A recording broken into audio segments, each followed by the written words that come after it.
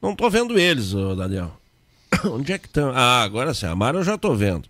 O Eli também, que tá lá em São Lourenço.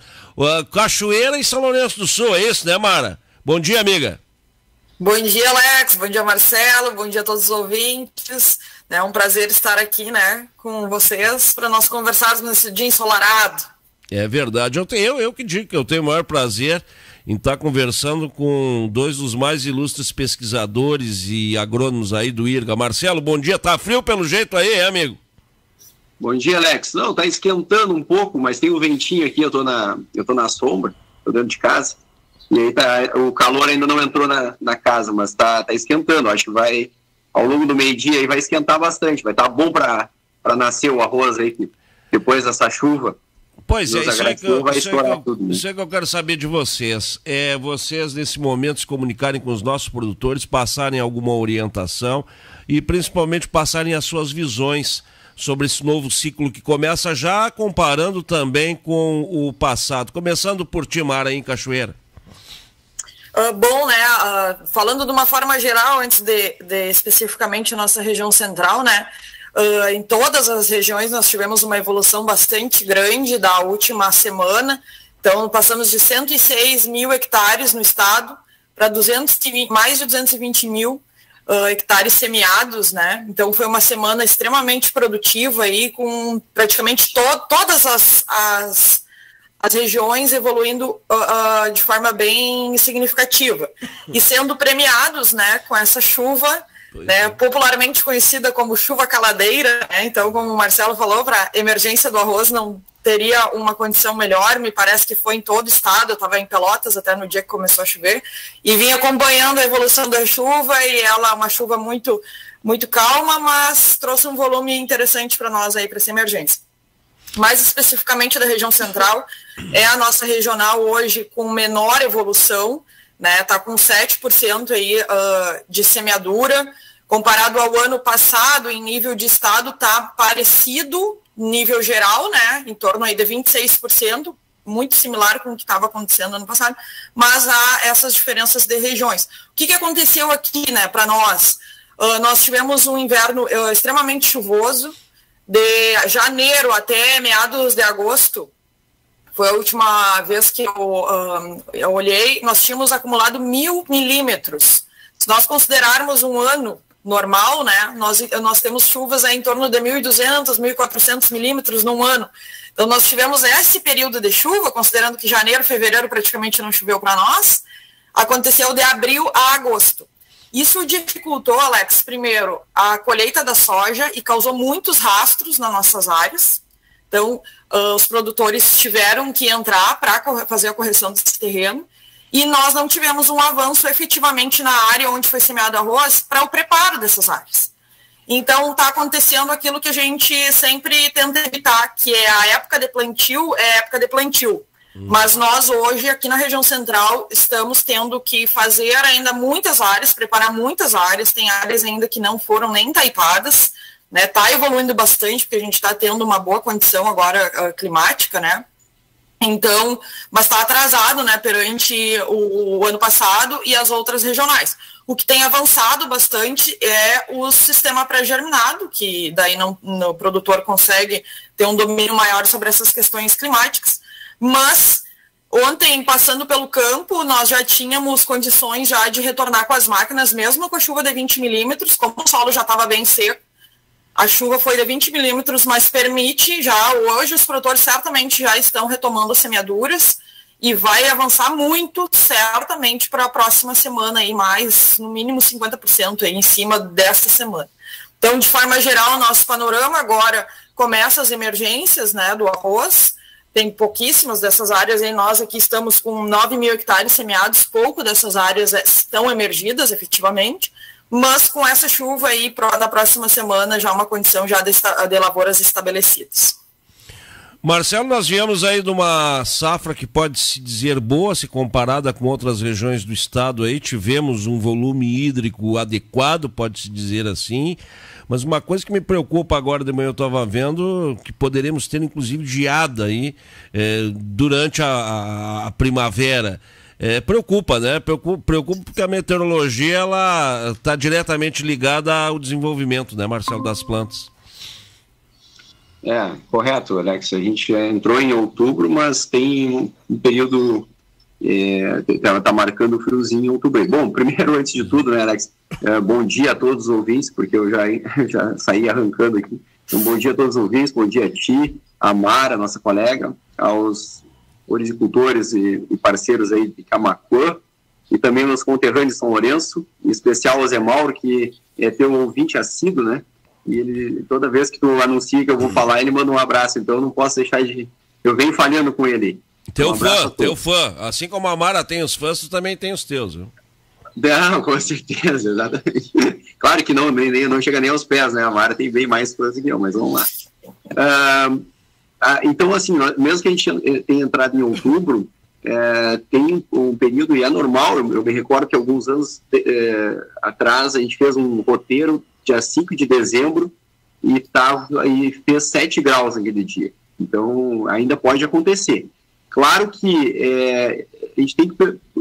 não tem como contornar essa situação, por exemplo, quanto ao clima, mas a gente pode seguir alguns manejos, né, que podem ajudar nessa situação. Por exemplo, evitar de colocar a semente do arroz muito profundo, né, porque os dias agora estão aumentando. Embora faça frio, né, claro que a geada, eu não consigo ver na nossa região aqui das planícies, né, talvez um lugar um pouco mais alto, mas o frio ele acontece. Então a gente tem que colocar o arroz um pouquinho mais na superfície, porque a superfície do solo, com o dia maior e a incidência de radiação solar, ele é mais quente do que abaixo do solo, né, Mara? Então, a cada 1 centímetro de profundidade diminui 1 grau, né? Então a gente deixa bem na superfície, que vai chegar aí do meio-dia, vai ter uma temperatura boa e vai prejudicar menos o arroz. Aquele arroz que já nasceu,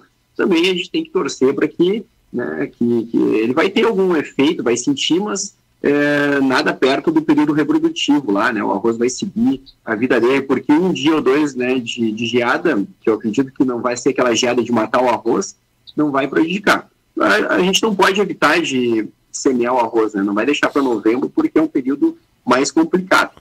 Aqui na nossa região, aconteceu semelhante ao que a Mara comentou, o pessoal não conseguiu preparar o solo, né? Inclusive aquelas áreas que são pós-soja, que normalmente é só entaipar e preparar, ali em abril, maio, choveu, começou a chover bastante, o pessoal não conseguiu preparar lá nem as áreas do cedo, né?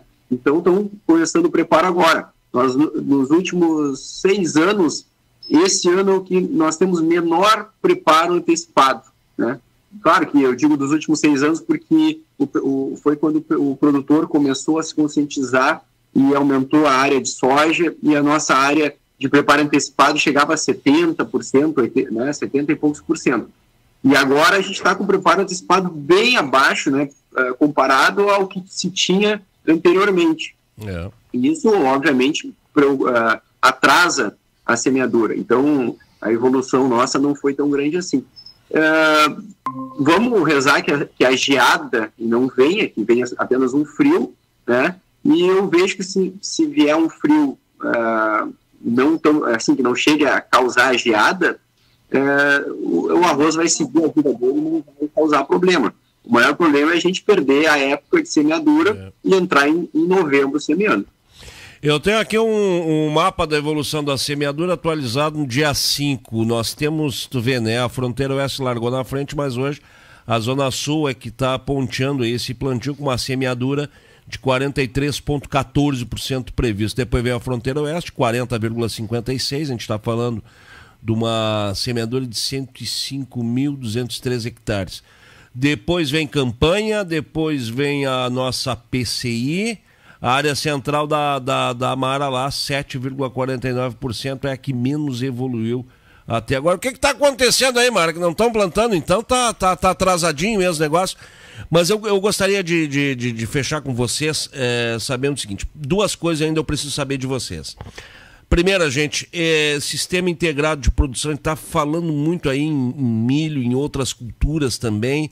Como é que está isso aí entre os produtores de vocês? Qual é a escala disso aí? Às vezes eu fico com medo, tem muita informação também para o produtor nesse sentido. Como é que está aí na área central, Mara? Voltei agora, Alex, tinha caído. Desculpa, tu pode retornar. Alex, enquanto a Mara se retoma aí, perguntou para a área dela, né? Isso. Mas eu vejo, Mara, a pergunta foi primeiro, por que a tua semeadura tá mais atrasada? E segundo, porque como que tu vê os sistemas integrados em inserção, né, do milho, né? Na nossa região aqui, eu vejo que essa inserção de outras culturas ela é bem forte, mas tem uma força muito grande com a soja na nossa região. Por exemplo, Camaquã, região, Alex, nós temos hoje quase metade da área de arroz é cultivada com soja. Então, ele tem 50%, né, ou seja, metade. Vamos supor 100% de rotação, por exemplo, 100% da área de o mesmo valor de área de arroz tem de área de soja. Então, a gente teria uma possibilidade de rotar 100% na região de Camaquã. Isso é uma vantagem muito grande. E o milho, ele entra na rotação de culturas com benefícios iguais a da soja, só que com alguns cuidados que a gente tem que ter a mais com o milho do que com a soja. O milho, ele está nesse momento bom porque por mercado, né, por preço. Então, dá para aproveitar isso, mas só que o milho tem alguns cuidados que a gente tem que ter maiores do que a soja. Bom, eu fiz a introdução para a Mara aí, que ela tinha caído, agora eu passo a bola para ela. Eu ainda fechando isso aí que tu está falando, eu me lembro que há 5 anos atrás eu vi a manchete soja ultrapassa o arroz em Cachoeira. Aquilo ali para mim foi muito marcante, eu não esqueço disso aí, porque Cachoeira sem dúvida nenhuma, quando se fala em arroz, Cachoeira tem tudo a ver, né?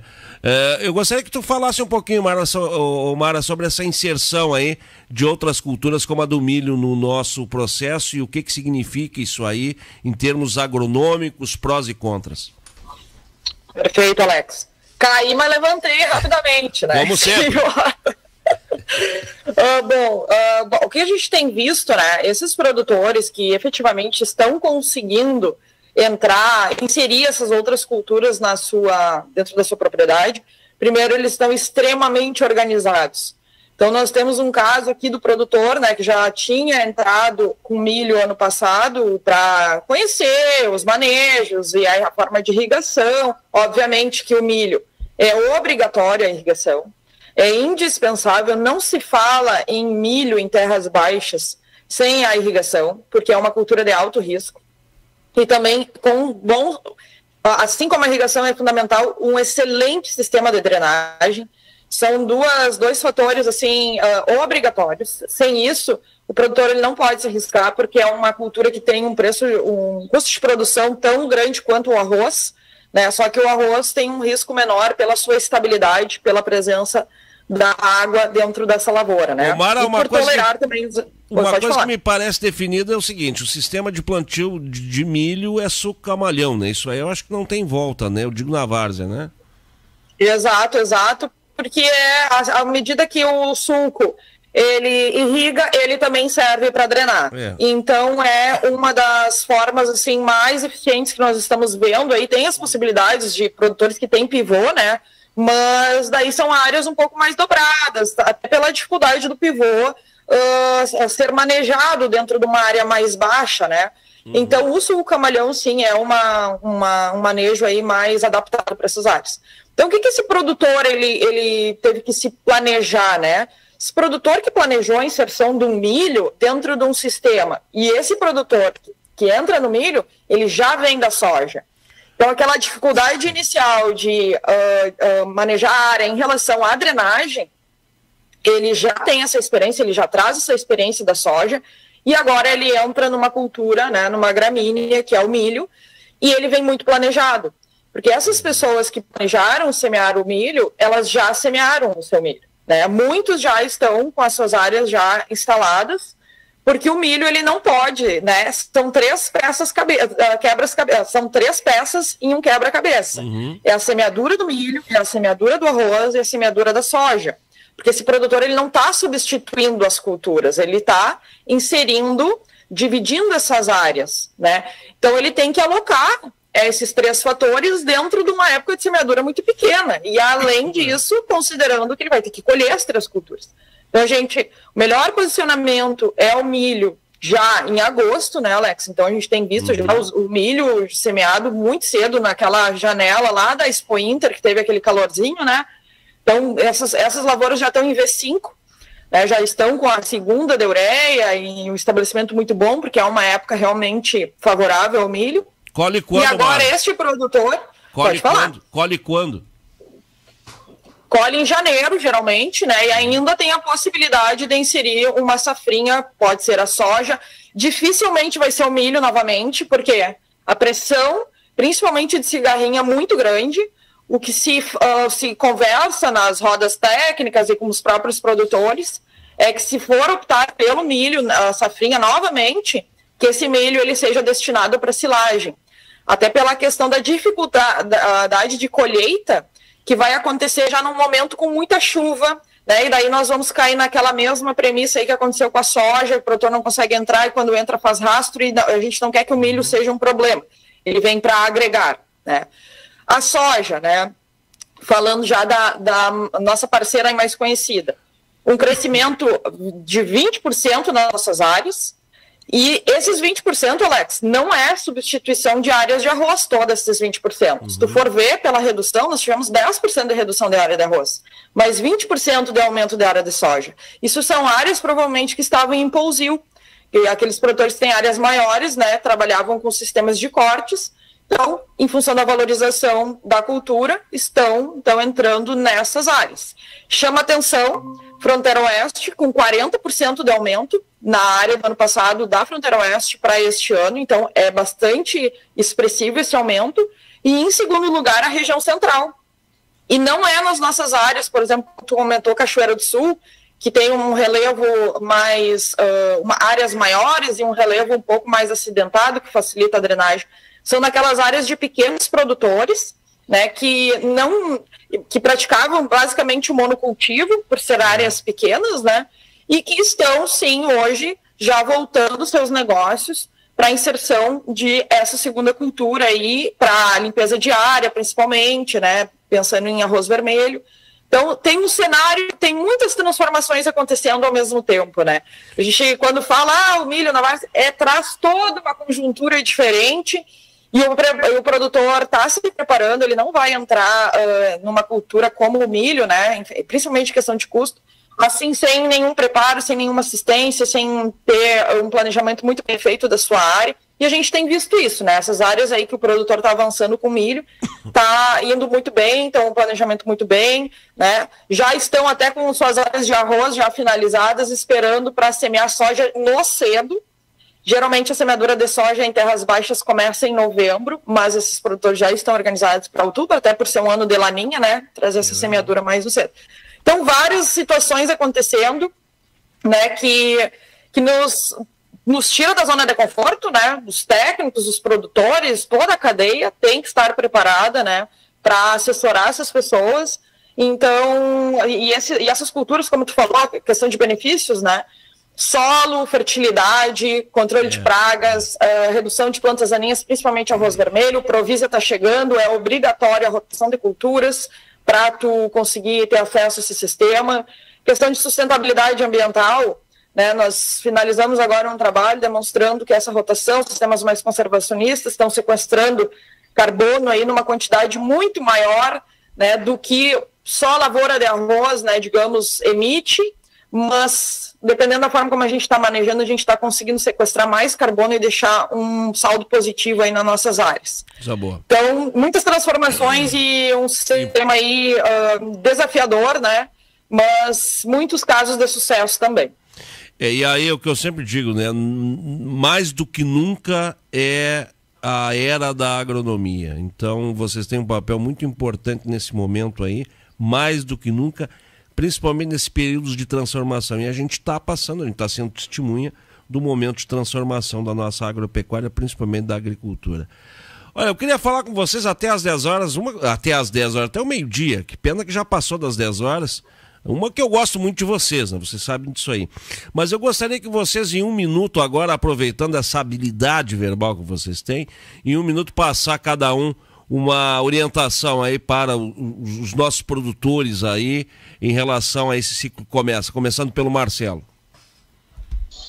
Ok, Alex. Então, para o momento, né, além do preparo de solo ali, que a gente tem que prestar atenção que o pessoal, como a Mara falou, está fazendo, é a implantação do arroz. Então, é o momento, né, colocar a semente bem na superfície, aproveitar o outubro, embora possa não chover tão bem, mas sempre tem umidade, então aproveitar a umidade de outubro, colocar a semente bem rasinho.